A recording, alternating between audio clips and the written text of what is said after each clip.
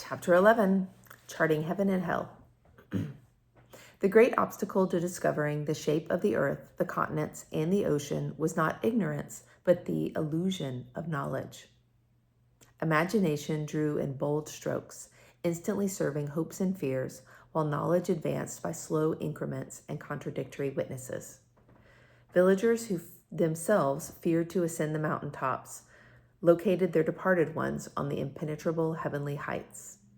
The heavenly bodies were conspicuous examples of disappearance and rebirth. The sun died every night and was newborn every morning, while the moon was newborn every month. Was the moon the same heavenly body that reappeared at each rebirth? Were the stars that were newly lit at each sunset actually the same as those extinguished every dawn? Perhaps, like them, each of us could be extinguished and yet be reborn. It is not surprising that the heavenly bodies, and especially the moon, were widely associated with the resurrection of the dead. We will illustrate these notions from ancient Greece and Rome with some reminders that such notions were not confined to the Mediterranean or the European world. In earliest Greek antiquity, Hecate, goddess of the moon, was summoner of ghosts, queen of the infernal regions. The cold, damp rays of the moon, according to a popular Eastern astrology, corrupted the flesh of the dead and so helped dislodge the soul, which then was freed from its earthly prison to reach the heavens. The ancient Syrians tried to accelerate this process by sacrifices at their tombs on the night when the moonbeams were most potent. In the Eastern Church, the dates of the rituals for the dead were fixed to exploit these hopes. All who leave the earth to go to the moon, declared Upanishad, an ancient Hindu text, quote, which is swollen by their breath during the first half of the month. The Manichaean followers of the Persian sage Manes, AD about 216 to 276, gave the moon a brilliant role in their mystic doctrines, and so compounded the doctrines of Zoroastrianism and of Christianity into an appealing new sect that tempted many early Christians, including St. Augustine. The moon takes a crescent shape, they explained, when it is being swelled by the luminous souls that it has drawn up from the earth. The moon wanes when it has transferred these souls to the sun. Every month, the boat of the moon that sails across the skies takes on a new load of souls, which it regularly passes on to the larger vessel of the sun. The crescent moon, a symbol of immortality, adorned funeral monuments of the ancient Babylonians and in Celtic countries and across Africa. In Republican Rome, the shoes of senators were decorated with ivory crescents, taken as a symbol of their pure spirits, since noble souls after death were transported to the heavens where they walked on the moon. The flight of souls to the moon was no mere metaphor. According to the Stoics, a zone of special physical qualities surrounded the moon. The soul, a burning breath, naturally rose through the air toward the fires of the day. In the neighborhood of the moon, it found this porch of ether, a substance so like the soul's own essence that the soul stayed floating there in equilibrium. Each soul was a globe of fire endowed with intelligence, and all souls together were a perpetual chorus around the luminous moon. In this case, the Elysian fields would not, as the Pythagoreans had insisted, be on the moon, but in the ether surrounding the moon, into which only suitable pure souls could penetrate. According to popular astronomy, the lowest of the 7 planetary spheres was the moon, whose ether was nearest the Earth's impure atmosphere. Pythagoreans and Stoics imagined souls returning to Earth just after they had crossed the circle of the moon. Therefore, sublunary, beneath the moon, came to describe everything terrestrial, mundane, or ephemeral. Perhaps, as European folklore suggested, each person had his own star, bright or dull, according to his station and destiny, which was illuminated at his birth and disappeared at his death. A shooting star, then, might signify some person's death. Quote, were there then only 2 stars at the time of Adam and Eve? Wondered Bishop Eusebius of Alexandria in the 5th century. Quote, and only 8 after the flood, when Noah and 7 other persons alone were saved in the ark? Everyone was born under either a lucky or unlucky star. The Latin astrosus, ill-starred, meant unlucky, and today we still thank our, quote, lucky stars. If, as many people have thought, the departing soul becomes a bird fleeing from this earth, would not souls naturally alight on the heavenly bodies? And the multitude of the stars could be explained by the countless generations of the dead.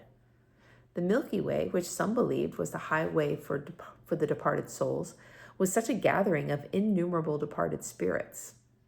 Ovid recounts how Venus swooped down invisibly into the Senate and carried Caesar's soul from his bleeding body into the heavens, and how the soul took flame and flew beyond the moon to become a trailing comet. Families consoled themselves with the thought that their members departed from earth to become stars to illumine the heavens. The Emperor Hadrian, grieving over his favorite Antinous, professed to believe that his friend had become a star which had just appeared. According to Cicero, quote, nearly the whole heaven is filled with mankind. Millennia before the discovery of gravitation, the sun, that most potent of heavenly bodies, was said to govern the others and to be somehow, quote, the heart of the world, source of newborn souls. According to the Pythagoreans, 2nd century BC, the sun was Apollo Musagetes, chorus master of the Muses, whose music was the harmony of the spheres. People who could agree on few other facts about remote regions of the earth somehow agreed on the geography of the afterworld.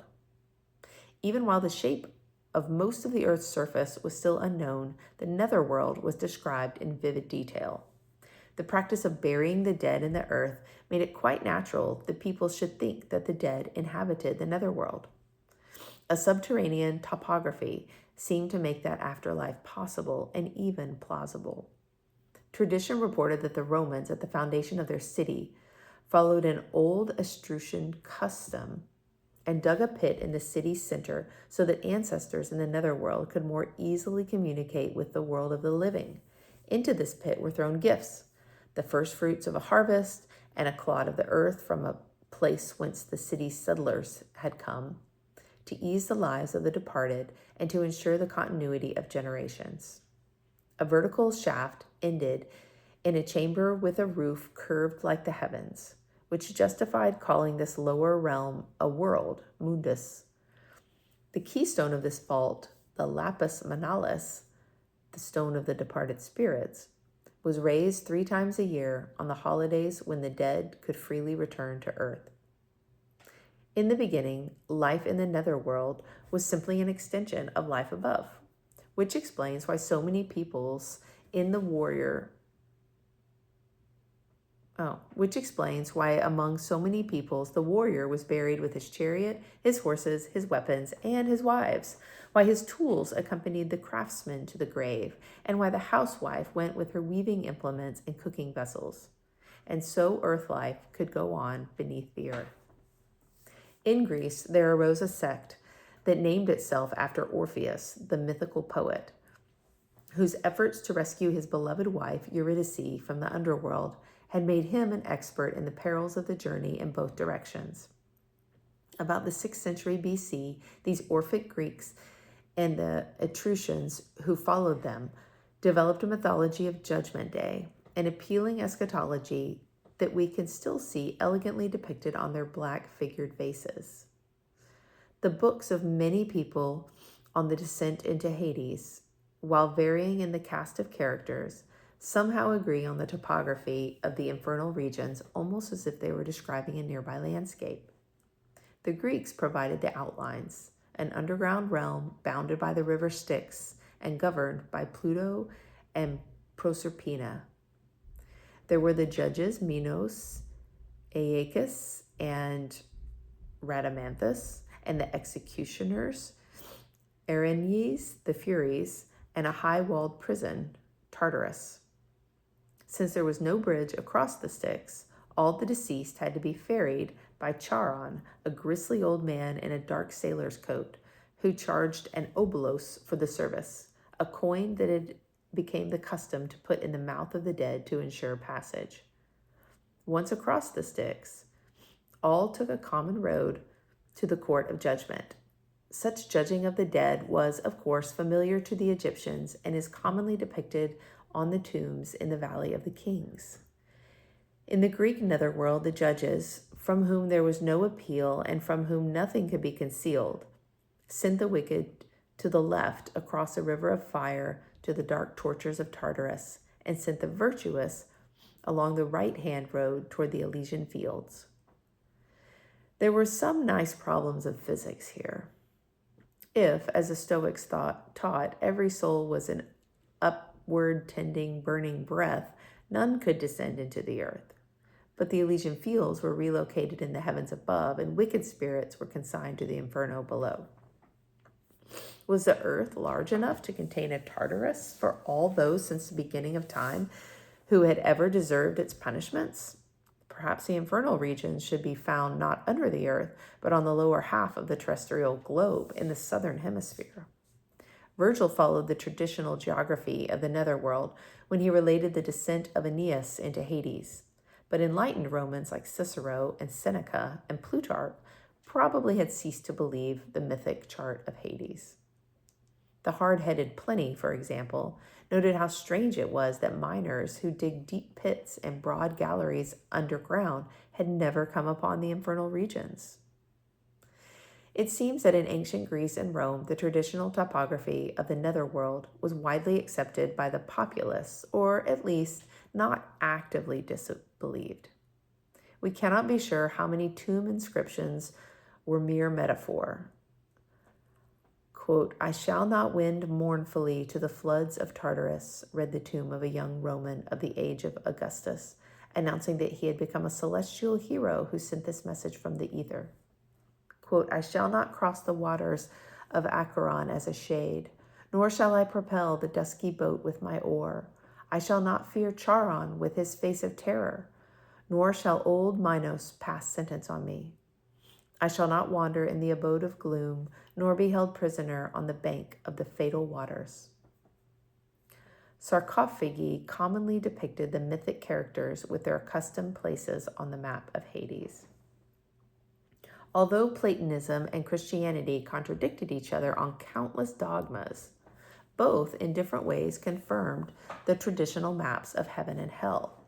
When Neoplatonists in the 3rd century revived Plato's teachings as a sacred text, they defended his vivid description of how souls lived in the bowels of the earth.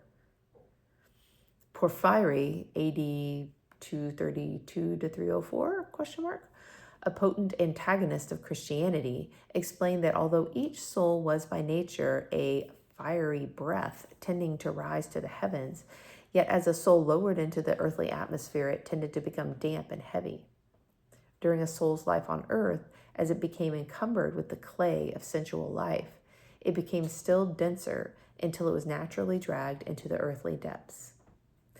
It is true, argued Proclus, 410 to 485, the last of the great Greek Neoplatonists and a still vigorous opponent of Christianity, that the soul by force of its nature aspires to rise to the place which is its natural abode, but when passions have invaded it, they weigh it down, and the savage instincts which develop in it attract it to the place to which they properly belong, that is, the earth.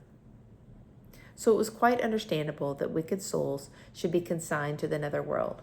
Hell, then, was no mere metaphor, but a vast underground network of rivers and islands, prisons and torture chambers, irrigated by the earth's effluvia and never brightened by the sun. During the next millennium, Christianity gave new credibility and new vividness to the ancient topography of heaven and hell. Few visions were more compelling than those of the strong-willed Saint Hildegard of Bingen, 1099 to 1179, who at the age of 8 had been consigned to a nunnery with all the last rites of the dead to signify that she was buried to the world. She wrote eloquent lives of the saints, works on natural history, medicine, and the mysteries of creation. She saw and described precisely what happened to impenitent sinners.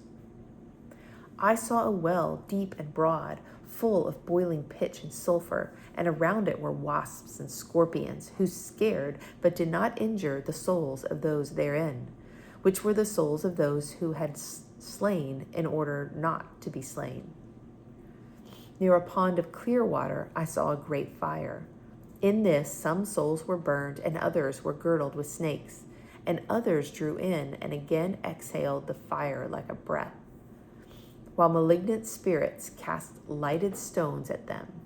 And all of them beheld their punishments reflected in the water, and thereat were the more afflicted. These were the souls of those who had extinguished the substance of the human form within them, or had slain their infants. And I saw a great swamp, over which hung a black cloud of smoke, which was issuing from it. And in the swamp there swarmed a mass of little worms. Here the souls of those who in the world had delighted in foolish merriment. It was not only in St. Hildegard's visions, but in many others, that hell's vivid chambers of horrors became so much more interesting than the bland delights of heaven. The most persuasive Christian geographer of heaven and hell was, of course, the greatest of Italian poets, Dante Alighieri, 1265 to 1321. His journey to the afterworld was a pilgrimage, a return to anciently familiar scenes.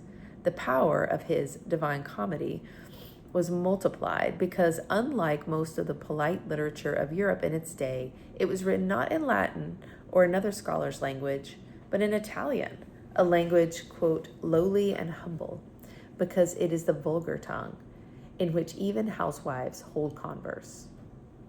The dominant emotional experience of his life was the death in 1290 of his beloved Beatrice when he was only 25. Which induced him to spend most of his active life writing an epic of the afterworld where she had gone. Dante's great work was a travel epic recounting the author's journey through the realms of the dead. 100 cantos, 14,233 lines, covered, quote, the state of souls after death in Dante's guided tour through Inferno, Purgatory, and Paradise. He began writing it about 1307 and was still working on it the day he died. That was 1321. The last 13 cantos of his completed work would have been lost if after his death Dante had not appeared in a dream to his son Jacopo to explain where they were hidden. Dante translated medieval learning into a panorama of the afterlife. Virgil, whose scheme of the netherworld Dante accepts, guides him through the Inferno. Beatrice guides him through Paradise, giving way to St. Bernard only when the presence of God is reached. His geography of the underworld is traditional. Down across the 9 chasms of the underworld, Virgil guides him, at each level showing the punishments of another category of the damned until they finally reach Satan himself. Ascending a tunnel to the foot of Mount Purgatory, they climb its 7 levels, each level one of the 7 deadly sins, on the way to Paradise, where there are 9 heavens. The 10th is where God and his angels dwell.